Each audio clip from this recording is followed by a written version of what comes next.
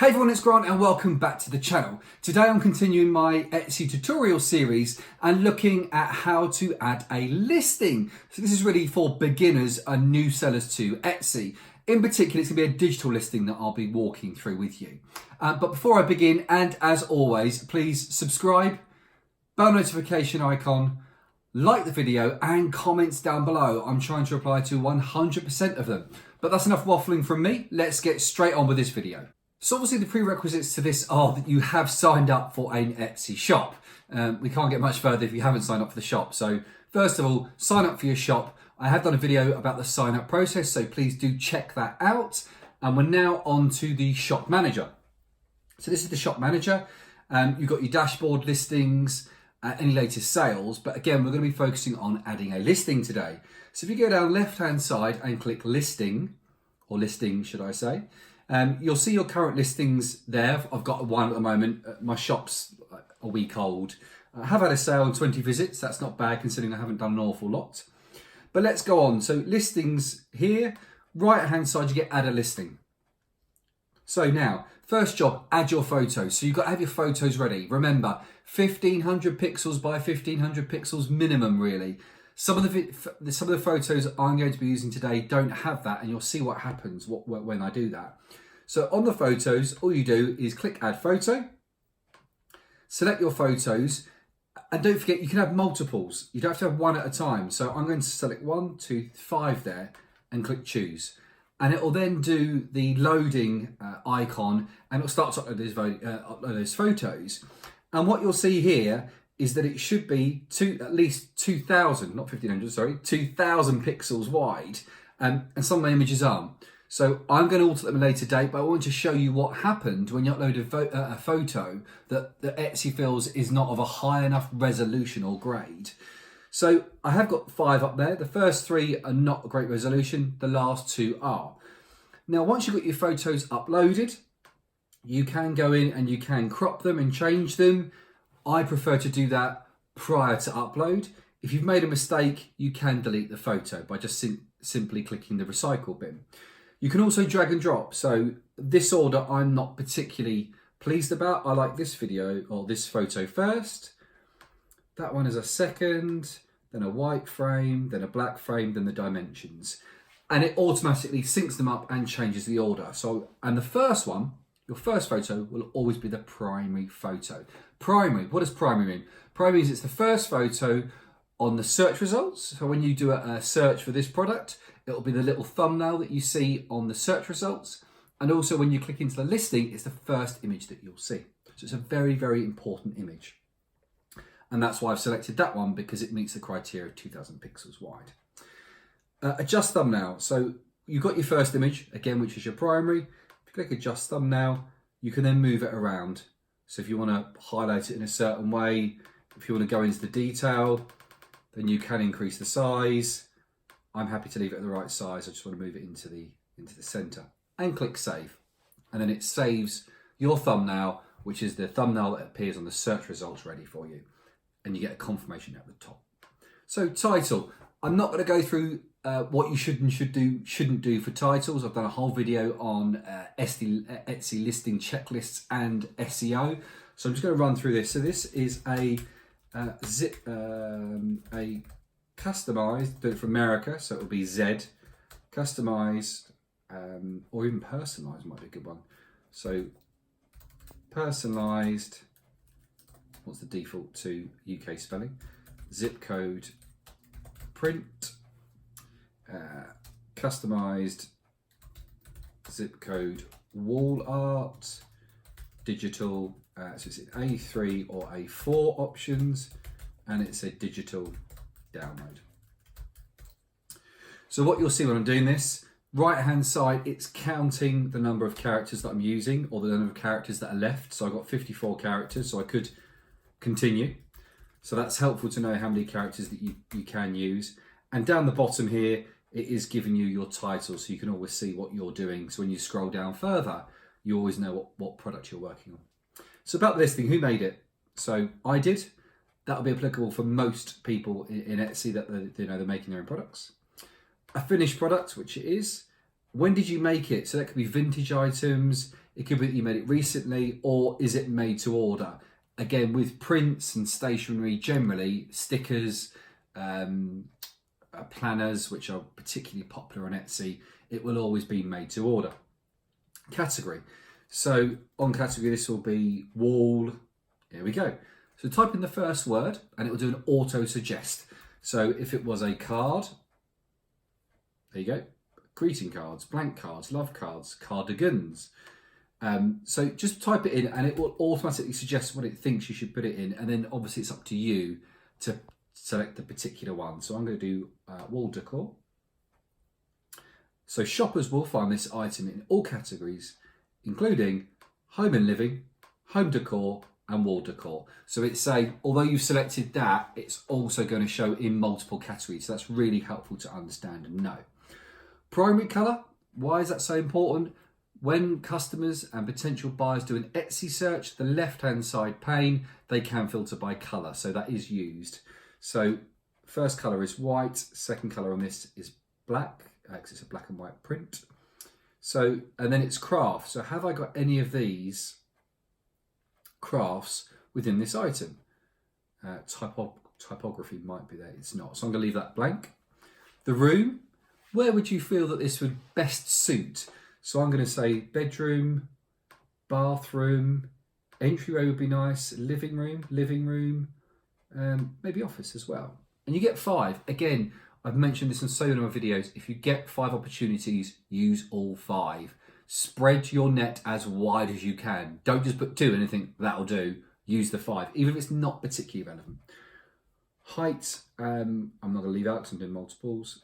But in there you can put the dimensions of your product. So if it's A4, I think that's, if that's much, just put it 29.7 centimeters by 21 centimeters. Depth is probably like 0.5. It's a piece of paper.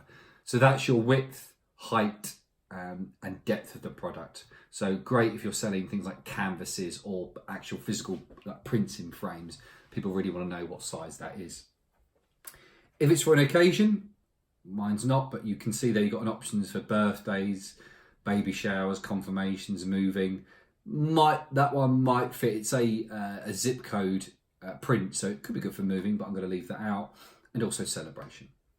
Renewal options, so automatic and manual. I've talked about this before about fees. So manual, it goes on for 4 months.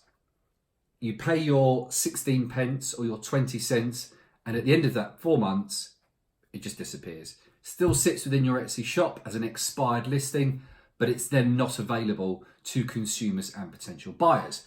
If you click automatic, which is what I highly recommend, then at the end of the 4 months, it'll automatically renew, charge you the 20 cents or 16 pence, and it'll still be available. So you won't get a continuity of your listing. It will always be available to your customers. Physical or digital product. So interestingly, so this is a digital product. So people will be able to download the product straight away. So you select either digital or physical. So digital. Enter your description. I'm copied and pasted that. I'm not going to walk through that description now. Again, as I've said previously in the video, earlier in the video, I've done a few videos and tutorial series about how you should SEO and how you should optimize. So check those out. So a production partner. So am I using almost like an outsource or a third party to produce this digital print? No, I'm not. Buyers can request customization. Absolutely, they can. They don't have to have anybody's zip code. They put in their own zip code and location. What section it's in. So new shop, you probably haven't sorted out your categories or sections. So it's very important to do that and make sure it's listed in the right category. People do seem to navigate around your categories when you're looking at your shop. So I have got postcode and places there, or you can do add a new section. So you could say test category, whatever it might be. So select your section. Tags, again, covered it in SEO before. So tags are what you think people will use to search for this. So let's do zip code, location. People say not to repeat because it picks it up, but I do tend to repeat. Zip code, print, location, print, customized, because it is. Customize wall print. Interesting.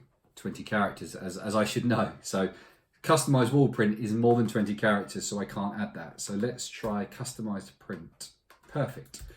Let's try personalized print, which I got a feeling might be more than 20 characters. No, it isn't. Personalized print. Wall print. Postcode print. Some people do call it postcode. In the UK, we call it postcode, not zip code. So I've put in 9 there. Again, you get 13. I need some more thought around that, so I'll come back and edit it later. If you've got 13, try and use them.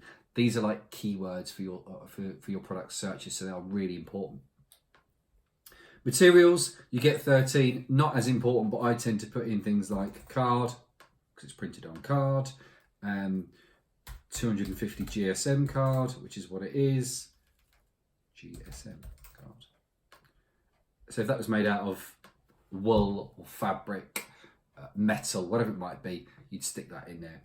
Pricing, so I'm going to charge very cheap, £2.50 for my product. So for quantities greater than 1, the listing will renew automatically. So on quantities, the default is 1. So you've got 1 of these products.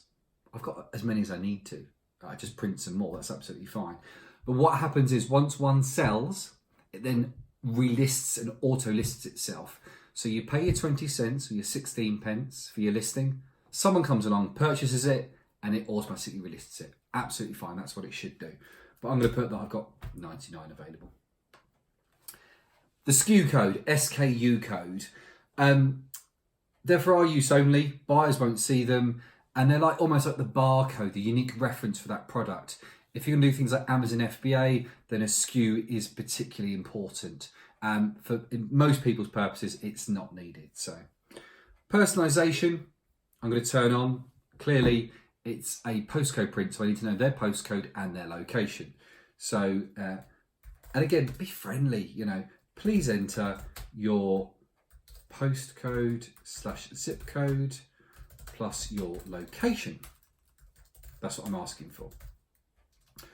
And then if it's something that's not just a person's name, needs a little bit of explaining, maybe put an example. So for example, 90210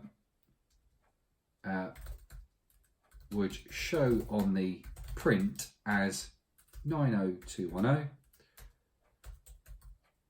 Beverly Hills. There we go. So again, what it's given is the instruction to the buyer, what personalization, what are you asking them to enter for the personalization. On the right hand side, it gives you an example of what the buyer will see.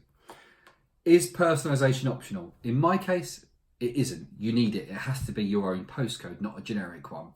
But if you're doing something like a christening item or something where it might just say, happy christening, then you might not need that because it might not be happy christening to or happy christening in a name.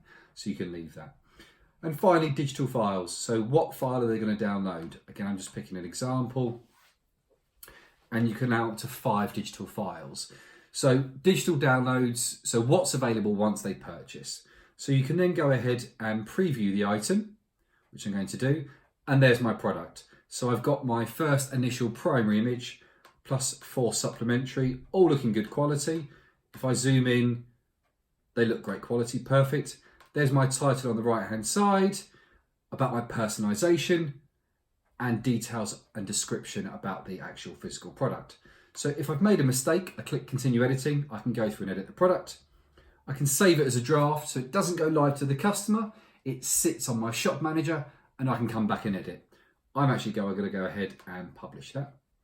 And now you get your warning. So by publishing this, what they're just confirming to you is you're going to be charged 20 cents. Or 16 pence, and that'll be added to your Etsy payment account, which you can see in your shop manager under finance and payment account. So that's added to that, and it will come out of your fees at the end of the month. It will take out what sales you've got, what you've spent, and then either you'll owe money or you've made a profit and they send the money to you. And it's just asking for confirmation. So publish. After a few seconds, you'll then see it available on your dashboard. You get confirmation your listing is active. Perfect, the listing's there. You've got a little glyph there, a little icon to say it's a digital product, where the one on the right hand side here is a physical product. So that differentiates between the two. And you'll see underneath you've got no stats. It's literally just gone live now. Nobody has looked at it. After a couple of days, you'll then start to see stats around who's viewed it and if there's any sales attached to that. So that's the process of adding a listing for a digital product. I will go through a physical product, but thank you very much for watching. Comments down below, like the video, and stay tuned for my new videos.